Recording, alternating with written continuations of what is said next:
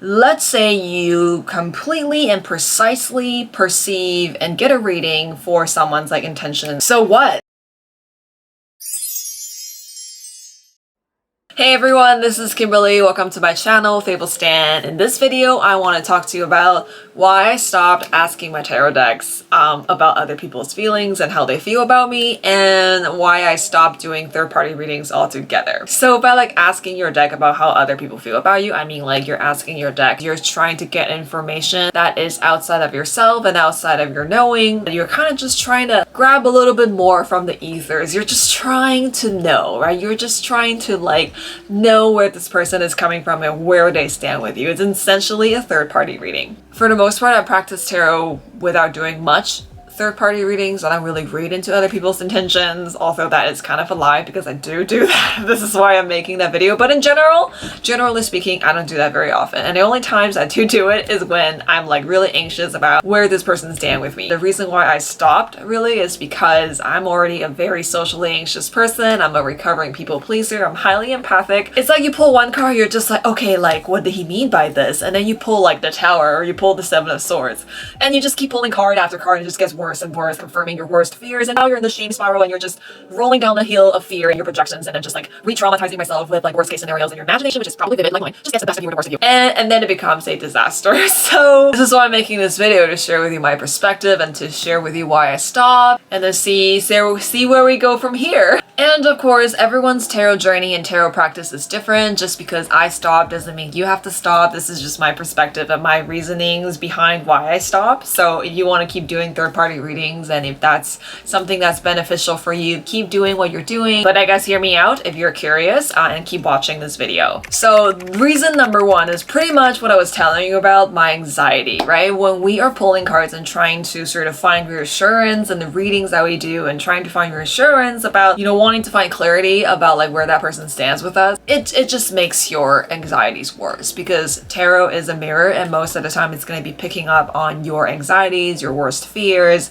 the worst case scenarios, your negative projections, your unresolved trauma, all of that. Especially if you're doing a relationship reading, I just find that when it comes to relationships, and particularly you're talking about a romantic interest, relationship trauma and relationship anxiety and social anxiety is just through the roof. And I don't know if you can relate, but that is definitely the case for me. And the more I read, the worse it gets. And I just find that it's not helpful, because instead of recognizing the fact that I'm anxious and what I need right now is to take care of myself and take care of my mental health and find inner peace, I reach for the cards. And it's addictive, because you just want to know, you just want to find that next piece of information, and just trying to find some reassurance, because we just want to feel safe, right? We just want to feel safe in a relationship. That's all we want. That's all I want. The second reason why I stopped, you don't really know where that's coming from. Because this story you're picking up, this narrative you're picking up, all these feelings and thoughts you're picking up, you don't really know where you're channeling it from. Because for the most part, it could be your own projections, it could be your own unresolved trauma, and you're sort of replaying a situation in your head and you're projecting it onto another person. It could be a part of you that's wounded that's speaking, or it could be the other person's wounded inner child, it could be their wounded aspects, it could be their shadows, could be their worst fears as well. You just don't really know for sure, because a human being is just so complex. I have enough on my plate just trying to take care of myself and trying to sort through my own thoughts. As a highly empathic and highly sensitive person, it's already an issue trying to separate my own narrative from other people. You just don't know where that information is coming from, and sometimes it's impossible to know. So instead of finding security and safety, you end up destabilizing yourself even more, because you just don't know where it's coming from, and it's just a lot. It's just a lot to deal with. So that's another reason why I stopped. And reason number three, continuing from reason number two, because you don't know where it's coming from, because it feeds off of your fears and it worsens your anxiety about a situation, it really takes the power away from your hands, because you're focusing on this other person. You're focusing on their actions and their feelings, their thoughts, their perception of you.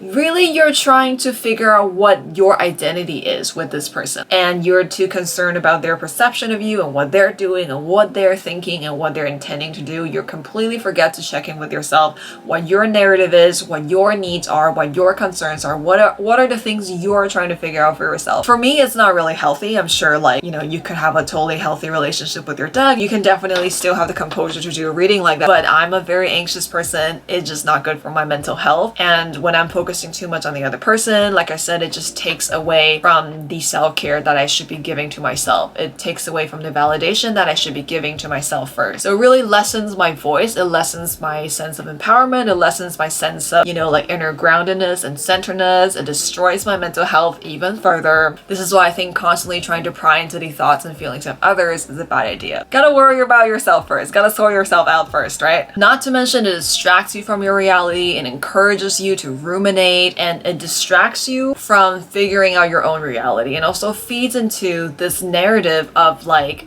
prioritizing other people's stories and prioritizing other people's feelings and thoughts and needs sometimes above your own. And if you're someone like me, if you're someone who is a recovering people pleaser, if you're struggling with your identity, right? If you're struggling with self-empowerment and boundaries and things like that, by doing this, by pulling cards and trying to figure out what the other person is thinking and feeling, you're not really doing yourself any favor. You're really doing yourself a disservice, because you're perpetuating this negative cycle of like prioritizing other people's thoughts and feelings before your own. Okay, and reason number 4.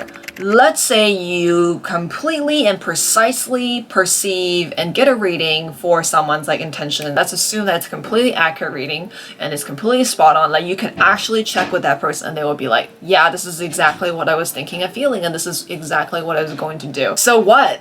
Are you going to base your life decision every single time regarding a person or a relationship or a job or whatever on your cards? A tarot deck or an oracle deck, like doing a cartomancy reading or divination, it's not supposed to replace your critical thinking and free will and decision-making process. It's supposed to give you insight into yourself and into your situation. It's supposed to help you reflect and find guidance and connect with your higher self and things like that. It's supposed to be a powerful tool and your powerful psychic that is aiding you on your quest of life. It's not supposed to be, it's not supposed to tell you what to do. And also, at the same time, it's like, there's just no way you can know for sure. Even if you can confirm this with the other person, right? You could still be completely right about a person and still be wrong about a person. For example, that you could pick up from a person that, okay, they're feeling really triggered and they actually have some negative intentions towards you. But you don't really know if this person is, say, coming from a wounded place, or that is really just the entirety of that person. Are this person capable of working through their trauma or working through their own wounds? And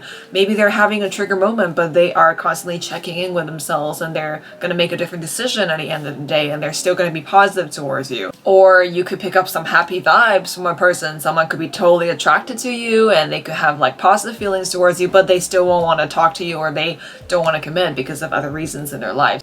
You know, you could pick up on the fragmented thoughts and feelings. It's really hard to say that's who they are and that's what they're going to do, because like I said, you could be completely right about a person and still be wrong about the person, because at the end of the day, your thoughts and feelings sometimes don't add up to the decisions you're making in life, right? You could feel a certain way, but you could still choose a different thing. I think at the end of the day, you still need to look at this person's actions and what they're actually doing and saying to you, instead of like trying to create this story, even if it's an accurate one, behind their actions. I think sometimes that could help us sympathize with the person and extend compassion, but for the most part, we need to be grounded in reality, right? And this is something I'm totally working on. You know, I'm constantly trying to get out of my own head. I personally find that I can't help it, and it's damaging when I go through this spiral and down this rabbit hole. So, and reason number 5, I stopped asking my tarot deck what the other person is thinking and feeling, is because you're really not seeking to know.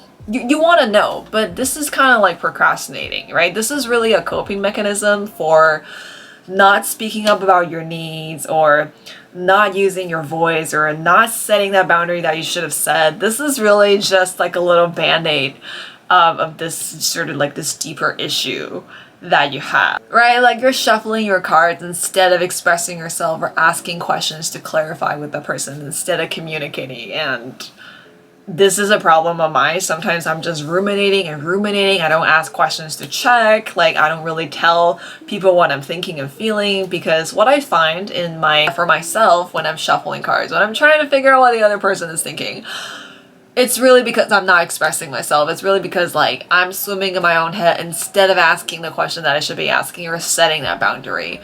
or just trying to figure it out by communicating. So yeah, all in all, those are the reasons why I decided to stop, and I just, like, it's banned. Like, it's completely banned in my life. I do not allow myself to do it because of all the reasons above. If you're not like me, you know, I think this video is kind of geared towards my fellow recovering people pleasers and highly sensitive people and empaths who are very concerned about the people around us and what they're thinking and feeling and where they stand. You know, if you're like, you have social anxiety, if you're an introvert, I think this video might apply more to you. Like I said before, you could have a very healthy relationship with your deck. You could still do third-party readings and kind of inquire into what other people thinking or feeling, and still not go down this downward spiral of like anxiety and like wounds and triggerness and negativity projections and things like that, right? Because maybe getting that Seven of Swords and Magician reverse is the exact confirmation that you need to connect the dots of what you already know to be true, and that helps to make a decision forward. Or maybe seeing the Sun card or the Two of Cups or something nice and positive is the exact confidence boost and courage boost that you need to move forward, or to make the first move, or to tell that person that you love them, whatever it is, right? You can still have a very healthy relationship with your deck, but I'm just saying, for me, because I tend to have a negative relationship with my deck when it comes to this particular aspect of tarot and my tarot practice, I decided to abstain, right? I decided to not do it anymore because it's just not healthy. I just don't see how it can really benefit my life, because all it's done is just damage my self-esteem further, drives my anxiety into a crap hole, sends me down into this whirlwind and explosion of chaos. So yeah, really, whatever you decide to do before or after watching this video, I hope you are having a great time with your tarot deck, and I hope you're taking care of yourself and prioritizing yourself first. Let me know what you think about this video. Let me know if you relate to anything I'm saying, or let me know if you have a different approach to third-party readings like this. And yeah, until next time, level up tarot and in life.